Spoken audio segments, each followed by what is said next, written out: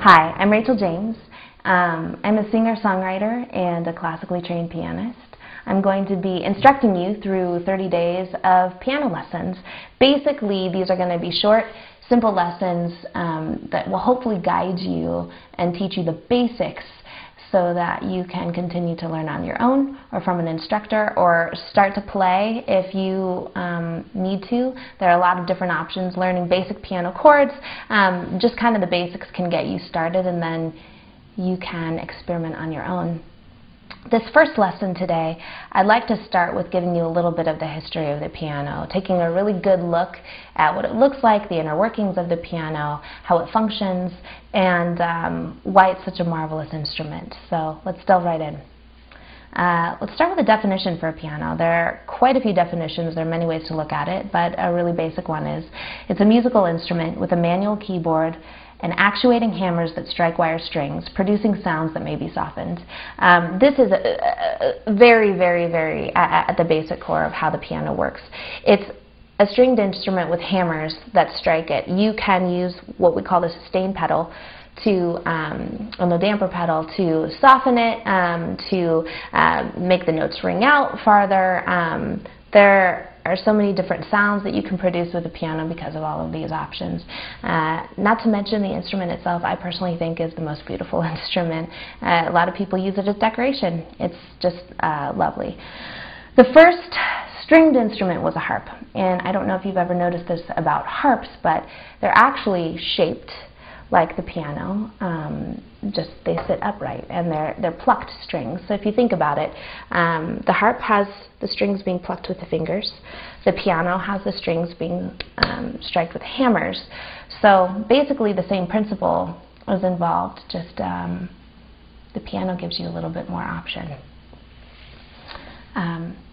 Around the middle of the 12th century, we find the keyed monochord, which was developed further, several strings being added, until eventually we recognize the clavichord. And if you've ever taken a music appreciation class or music history class, you've been introduced to the clavichord. Definitely sounds different than the piano. Definitely, again, has less options, less keys, but it was kind of one of the beginning steps towards the creation of the piano that we have today.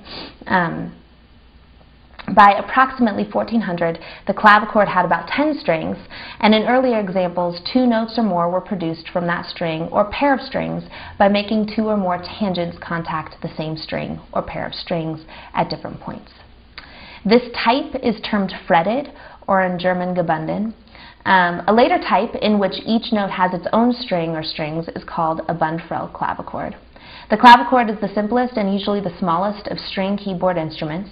It's rather like an oblong box, with the keyboard running nearly the length of one long side and with the horizontally placed strings almost parallel to that side. The small rest pins and bridge are at the right-hand side, and the strings are permanently damped at their left-hand ends by a strip of felter cloth.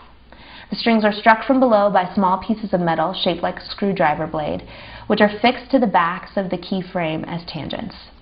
The year 1709 is the one most sources give for the appearance of an instrument which can truly be called a pianoforte. The writer Scipione Maffei wrote an article that year about the pianoforte created by Bartolomeo Cristofori, who had probably produced 4 gravicembali col piano e forte, or harpsichords with soft and loud. So harpsichords are also another keyed instrument, but with soft and loud options was a new idea to them. So before, they didn't have the ability to create different levels of sound, and all of a sudden there was this new creation. This instrument featured the first real escapement mechanism and is often called a hammer harpsichord. The small hammers were leather covered, it had bichords throughout, and all the dampers were wedge shaped. By 1726, he seems to have fitted a stop for the action to make the hammer strike only one of 2 strings, and he had produced about 20 pianos by this time. Then he's kind of presumed to have gone back to making harpsichords, probably because there was a lack of interest in his pianos, which is too bad. 3 of his pianos remain around today, one with 4 octaves, and we will go over what octaves are very shortly in these lessons.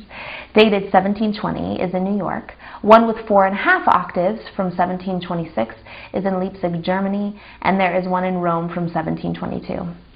There are approximately 10 plucked instruments surviving today with the name Cristofori on them. The piano continued on its way into the instrument we see today, which has 8 octaves, sustained pedals, and lots more tonality options than previous pianos and piano types have in the past. It's an extremely versatile instrument. You find it in almost every type of music out there. It can be played in so many different ways. In fact, I know people who take upright pianos, take the back side off of them and hit the strings from behind in order to create different noises, which is kind of a crazy way to use the piano, but you'll find that this instrument is extremely versatile, extremely exciting. Hopefully these lessons will inspire you to continue your learning.